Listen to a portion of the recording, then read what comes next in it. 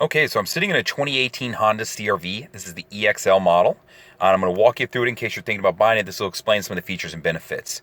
So I'm going to start you down here on your windows. This is your auto on-up windows. You've got your window locks and then of course your door locks. Right here's your mirror controls. So you've got left and right, and then you have a pad.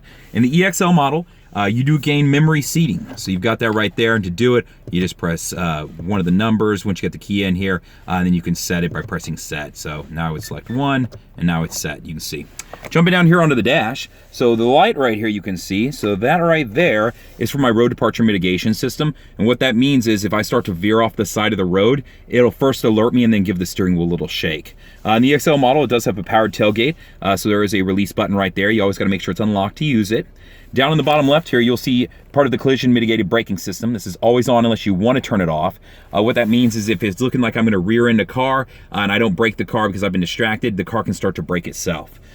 Next to that, you're going to see vehicle stability assist. That works with your traction control. So in the event that you lose traction and one of your wheels has more connection to the ground than the other, it's going to transfer power over to that one to help correct the skid. It's always on unless you wanted to turn it off. The only time you'd want to turn it off is if you were like stuck in the mud and wanted to spin your tires.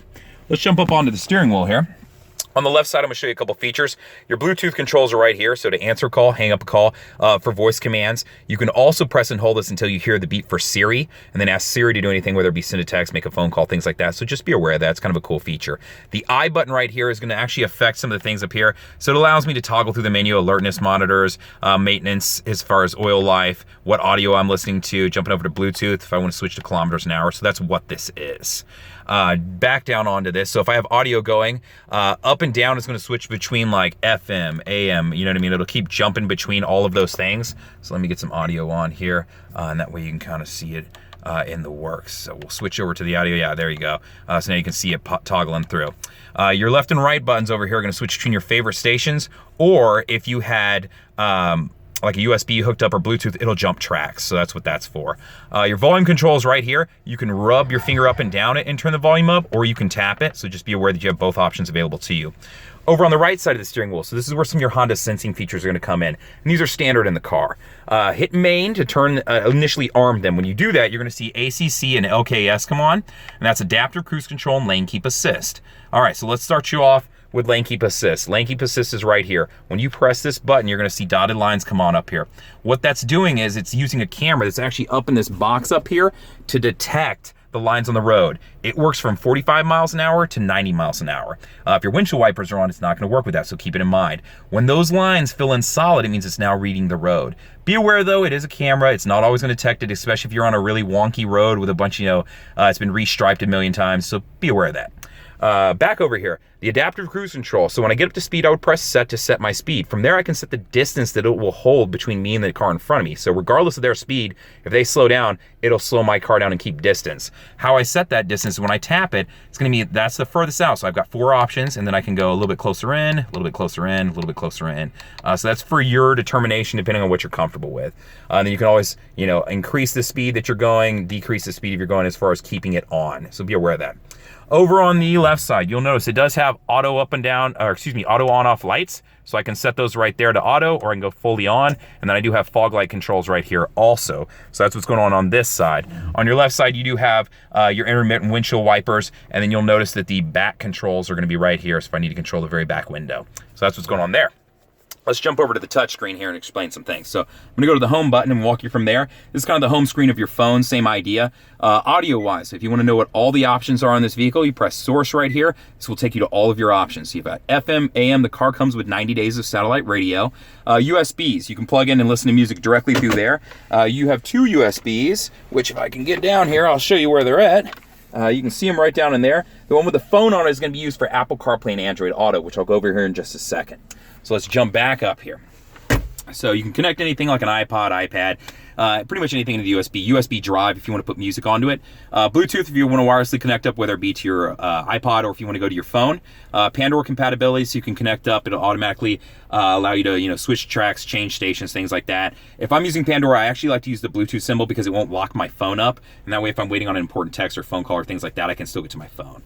So that's what's going on audio-wise on this. Back here, now I mentioned Apple CarPlay and Android Auto. What that is if you plug your smartphone into that USB with the phone on it, this will light up. If it's an iPhone, you'll see the Apple CarPlay symbol appear. If it's Android, you'll see Android Auto appear. From there, you can select that. That allows you to get to things like the navigation off your phone onto this touchscreen, which you can move, manipulate, play with, your messages, your music, all of that stuff. So it's really nice. If you use a Google-based phone right now, or I should say Android-based, you can get to Google Maps and you can use Waze. If you're in an iPhone, you can currently use Apple Maps.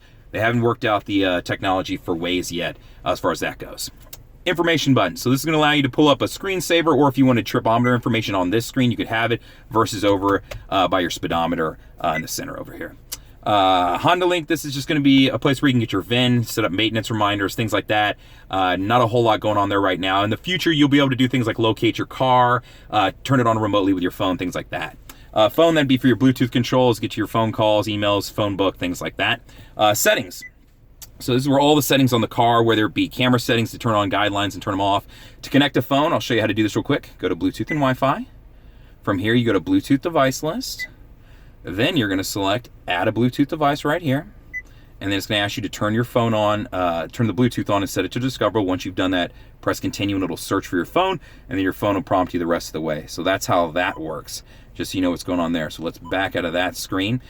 Vehicle settings. So this is important. I like this one, vehicle. This is where you can set up your door locks, your window locks, your lighting setup. So door lock wise, I'll show you a couple things. I'll go to door and window. Oops, let me select it though.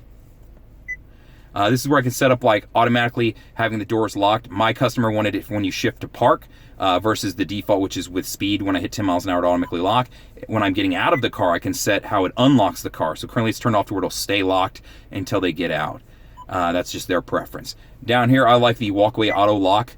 What this is if I walk outside of 10 feet from my car, it can be set up to automatically lock in case I forgot to. I like it because the key fobs won't lock inside the car, so you don't have to worry about that. And it just means you're protected as far as your vehicle goes. So a lot of these settings are all right in here, guys. They're easy to get to. You can play around and look at them. If you have any questions, reach out to me. A little bit below that, you'll see you do have your AC controls. I can pull it up on the touchscreen if I would like, and I can affect it there, but I do have all the buttons and knobs down here to do it also. Since this is an EXL model, it does have dual climate control, so I can control left and right sides separate of each other. My heated seat controls are right here on both sides, and you'll notice I do have 3 different settings for that. My electronic parking brake, to use that, put my foot on the brake, pull up to set it, to release it, put my foot on the brake, press down to release it. So just like a hand brake that you'd be used to. Brake hold is set up to where if I'm in stop and go traffic and I have this button already on, which you just turn it on to turn it on, and you just have to have your seatbelt on for it to be allowed to work. What it'll do is when I come to a complete stop, if I'm in stop and go traffic, it'll hold the brake for me while it's in drive, so I don't have to keep brake, hold it, and then gas, brake, gas, brake, gas. It's just a nice feature as far as convenience. Over here, you'll see the econ button. Whenever I turn that on, you will see a green leaf come on up here. So now you can tell that that is on. You can see it toggling on and off. What this does is it improves gas mileage of the car by shutting down some electrical systems in the front end of the car. Be aware that the things that will affect that you would notice would be your AC unit won't blow quite as hard. So if it's 100 degrees outside, maybe you wait till you cool off the car. And it affects accelerator. So if you're a little bit more pedal to the metal kind of person, maybe wait till you get up on the highway. Coming down here, you'll notice you do have a power outlet here. And then you saw earlier, but I'll show you additionally, is that you do have another one down here with both USBs. It does have a folding tray right here that I can use, or I can flip it around, put it in backwards, and then I have extra storage space if I want to put a purse or a box of tissues or something like that down there. So that's how that works. This is the EXL model, so it does have leather interior, heated seats, does have a moonroof that comes with your EX and above that you can open or crack, so that's what's going on here. It does have Homelink, which is kind of nice as far as taking your garage clicker, gate clicker, which all you do is hold it down on your garage clicker until it goes solid or blinks really fast, and then press one of these and it'll set it. So that's how that works. Other than that, if you have any questions about the car, feel free to reach out to me. You can respond to this YouTube video, or you can always call me at 512-443-4300, or email me at the letter J, which is J, and then F-U-L-L-E-R, Fuller, jfuller@howdyhonda.com. Thank you much.